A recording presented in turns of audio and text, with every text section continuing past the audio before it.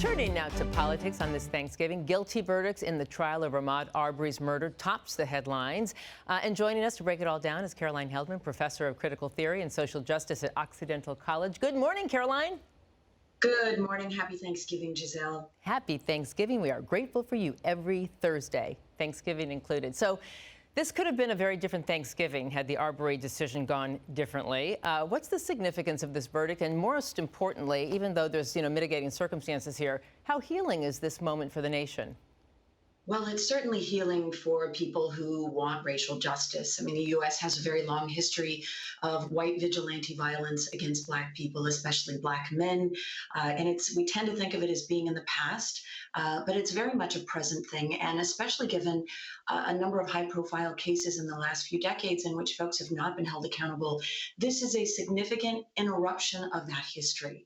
But of course, there are some Americans for whom this will simply be, lighter fluid in a fire of racial animus. And so I don't expect that this will be healing in terms of healing division, but it will certainly be healing in the sense that this is a moment of racial justice. Even though it took a lot to get here, an open and shut case with a video, it took a lot to get here. This is a significant moment.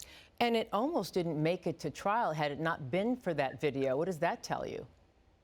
Well, there has been a local prosecutor indicted by a grand jury for her role in trying to, what they are claiming, delay the prosecution. Also, it's important to note, again, that without the video, we likely wouldn't be here today. And what does that say? It means that things can happen that are not recorded, and folks will not be held accountable. So it's an important moment to have cell phones so readily accessible. It means we see much more Black death than we have ever seen, but it also means that we have more mechanisms of accountability. And the significance of this verdict in the Deep South, Jim Crow South, what does that tell you? Well, it's definitely significant. As you're pointing out, Giselle, the fact that this happened in Georgia means that, if 11 out of 12, white jurors, one Black juror is going to hold white vigilantes accountable for such a crime in the Deep South, it means that hopefully you can't get away with this anywhere and expect to not be held accountable. Mm-hmm. So, Caroline, what comes next? There's a federal hate crime trial now. Explain what that means and what charges these gentlemen face. Well, they face enhanced charges of racial animus. Another jury will hear this case, and it will be very different than the case that was just heard, because in the case where these three men were held accountable and found guilty, almost no racial information was brought up. So in the federal case, for sure, we will hear that, Roddy, who was one of the person recording it, said that he heard Travis McMichael use the N-word after killing Ahmaud Arbery.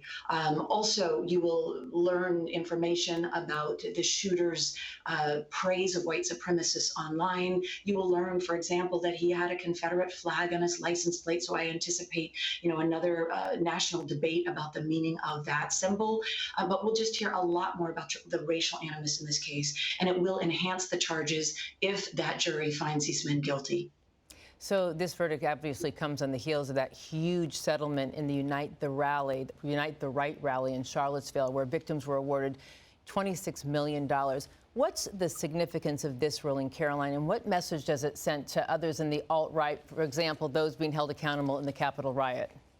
Well, Giselle, I think this is another highly significant case in that it makes it very expensive to be a violent white supremacist, right?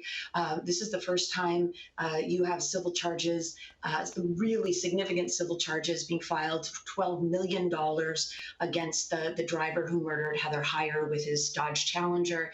But all of the other defendants were fined at least $500,000. It's significant in that it means it's not just the cost of doing business. They can't just get attorneys and kind of wipe this away if they're going to engage in violence. It is going to deter some, hopefully all, but certainly some white supremacy folks who engage in violence. And speaking of January 6th, Caroline, a judge will decide on the release of documents from the Trump administration. As you know, he is claiming executive privilege. What do you think is going to happen in the next few days? I think the documents will be released. Precedence has found that only a sitting president can invoke executive privilege. Now, Biden could invoke executive privilege to protect these documents for Trump, but he has decided not to do that. He is saying, look, the violent insurrection of January 6th was such that we will not be invoking executive privilege to protect individuals, that we actually need all of this information to come out. So one judge has already ordered the release of the information, and I anticipate that this judge will as well. I have to ask you about this. So there's rumors flying around that if the Republicans take back the House as expected after the midterms, that the former president could be Speaker of the House, threatening McCarthy's leadership, which is something he wants. What do you think? Well, it's wildly improbable, but actually it technically could happen. The rules say that 218 members of the House of Representatives vote to elect a Speaker of the House.